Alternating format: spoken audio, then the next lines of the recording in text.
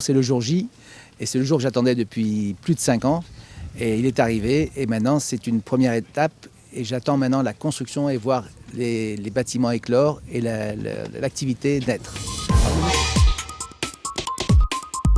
Bonjour à toutes et à tous, bienvenue sur le Cambrézien.tv. Alors comme vous le voyez, nous sommes aujourd'hui pour la visite d'un énorme chantier dans le Cambrésis et à Cambrai sur l'ancienne base BA103.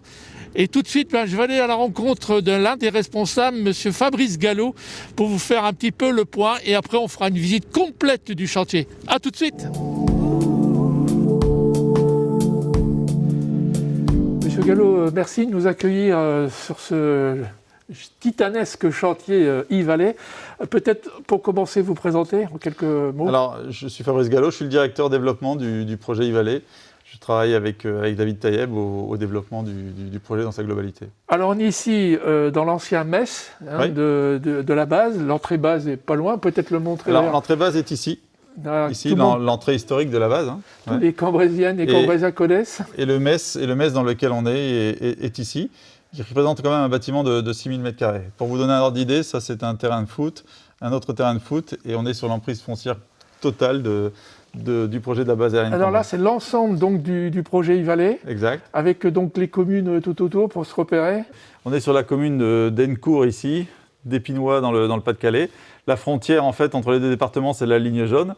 La commune de Sancourt là-bas qui font partie de la communauté d'agglo de Cambrai et Sauchy-Lettré et d'Épinois qui sont deux artistes marquants. Alors là, il y aura un certain nombre de bâtiments, très rapidement. Donc les bâtiments qui sont en construction sont là. Exact. En fait, l'idée du projet logistique dans sa globalité, c'est d'utiliser l'ex-piste aérienne dite américaine. Donc cette piste ici qui faisait 3,5 km de long. L'essentiel du projet, du premier permis de construire de la tranche 1, c'est de sortir 8 bâtiments logistiques sur la piste dite américaine et d'avoir une réserve foncière pour faire 300 000 m² de logistique supplémentaire sur ce qu'on appelle l'ex-piste allemande et de conserver la base vie militaire, les bâtiments militaires ou une grosse partie des bâtiments militaires qu'on va réhabiliter en espace de service aux entreprises de logistique. Alors, peut-être le meilleur moyen pour se rendre compte, évidemment, de ce titanesque chantier, c'est d'y aller sur place, non ? Allons faire un tour. On y va.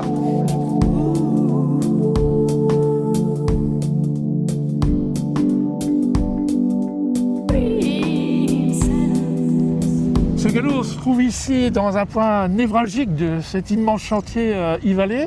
Alors d'abord on est tout près de la RN 43, il y a un grand rond-point qui a été construit. Exact. Et ça va être l'entrée principale ? Alors ça va devenir l'entrée principale du site I-Vallée, où effectivement le département du Nord a construit un énorme rond-point qui sera l'entrée principale du site. Et ici on est sur les lieux du futur poste de garde et de poste de sécurité du site, qui va filtrer les camions qui vont rentrer de la RN 43 pour se diriger vers l'intérieur du site I-Vallée. Alors on est au bord on va tout à l'heure certainement faire le parcours en voiture de ce boulevard I-Vallée, c'est ça ? Exact. Qui va faire 2 km de long ? Oui, pas loin de 2 km de long, même peut-être un petit peu plus, avec un giratoire là-bas au milieu qu'on va traverser ensemble tout à l'heure. Voir tout à l'heure. Et que je dis quasiment aussi grand ou qui pourrait accueillir l'Arc de Triomphe parisien. Eh ben attends, pourquoi pas un jour. Alors ici, donc, c'est le point de sécurité, mais il y a aussi un autre sujet, c'est que le site va être lui-même en sécurité douane, c'est ça ? Exactement, c'est ce qu'on appelle un site sous douane, c'est-à-dire un site qui aura le statut OEA, c'est-à-dire organisme économique agréé, sous-entendu par les douanes, pour tout ce qui est administration et simplification administrative douanière, pour tout ce qui est sécurité des marchandises et sûreté du territoire. Donc tout va être sécurisé, les barrières, enfin du moins des grillages un peu partout. Exactement, toute la zone des 4 premiers entrepôts et des 4 entrepôts qui arrivent derrière le giratoire du milieu du boulevard I-Vallée seront complètement sécurisés et sous contrôle douanier. Ce que je vous propose, c'est peut-être de prendre la voiture et puis d'aller faire un petit tour sur ce immense chantier qui est en cours. Avec plaisir.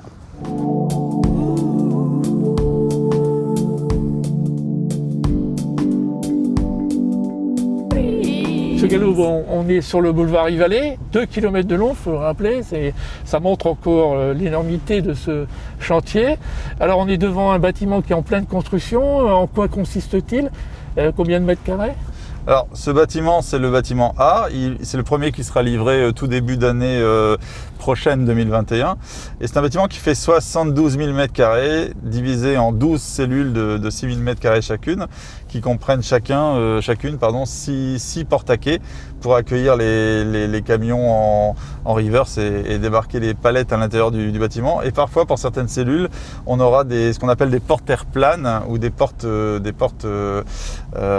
plein pied qui permettent à un camion de rentrer entièrement dans la cellule. Et ce bâtiment est prévu en fait pour le preneur Haddad Brands Europe qui va distribuer. Il distribue quel produit alors? Alors il distribue les marques Levi's, les marques Converse, Jordan, entre autres sur l'Europe entière. Et ils ont décidé de prendre ce bâtiment pour converger sur une distribution européenne au départ de Cambrai. Oui, d'ailleurs, on peut dire que ce hub logistique sera certainement le plus grand, sinon le plus grand en dehors de l'Europe, non? Alors en termes de permis de construire, le permis de construire qu'on a ici sur l'avenue Yves-Vallée, c'est le plus grand permis de construire d'Europe en termes logistiques d'un seul tenant. Il y a 550 000 m² répartis sur 8 bâtiments. Plus les VRD, c'est-à-dire les voiries associées à ce projet. C'est le plus grand permis de construire en termes logistiques de France et d'Europe. Oui. Alors, on voit beaucoup de mouvements. Il y a certainement beaucoup d'entreprises sur le chantier actuellement. Exact. On a confié en fait ce qu'on appelle un contrat de promotion mobilière à Quartus, qui a la charge de construire ces bâtiments. Et Quartus emploie aujourd'hui, j'ai envie de dire, une cinquantaine de sous-traitants. Et sur cette cinquantaine de sous-traitants, un peu plus d'une vingtaine sont des entreprises régionales. Et donc du Cambrésis peut-être? Alors du Cambrésis sûrement, et en tout cas je suis à peu près sûr que beaucoup d'emplois de salariés de ces entreprises sont sur la zone de la communauté d'agglo de Cambrai et de Cambrai au sens large du terme. Ça fait partie de votre partenariat à ce niveau-là avec l'agglo entre autres. Exactement, ça fait partie des impératifs qu'on a donnés à Quartus. Que d'avoir au moins 5% du temps passé sur le projet fait par du salarié local ou de l'entreprise locale. Et normalement, cet objectif est dépassé. Alors là, on arrive bientôt au fameux rond-point central. Les bâtiments, évidemment, là, on est en début de construction. Un deuxième bâtiment qui là démarre actuellement. Je ne sais pas peut-être il est Alors, déjà. Ce bâtiment, si, on peut en parler. Ce bâtiment, c'est un bâtiment de 48 000 m², divisé en 8 cellules de 6 000 m². Les 4 premières sont prises par l'entreprise Celog, qui est le logisticien du groupe Beaumanoir, qui était déjà installé sur le territoire cambraisien, mais qui s'agrandit, donc c'est plutôt une bonne nouvelle pour le développement économique. Il double sa surface et il vient s'installer sur le site Yves-Vallée.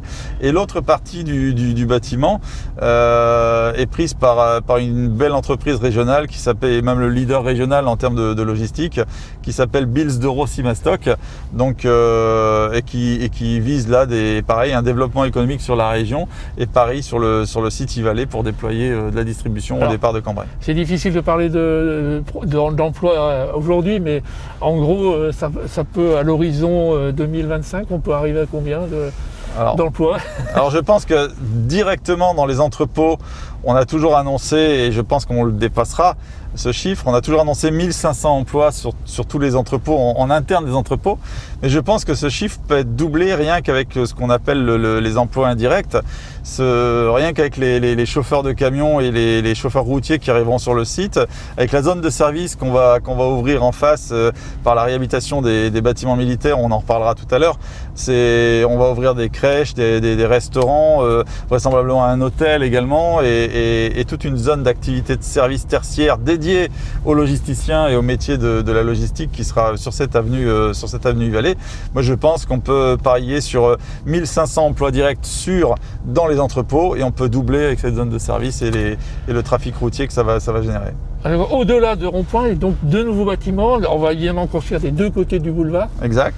Alors là-bas, on a vu les anciens bâtiments du Hindouz. Une petite partie va être démolie pour pouvoir faire le bâtiment D, c'est ça? Exact. Une toute petite partie. C'est-à-dire les demi-lunes, c'est-à-dire les hangars qui abritaient les avions. On est obligé d'en détruire 2 parce que l'entrepôt va passer au-dessus, mais on garde la majorité des autres, même tous les autres.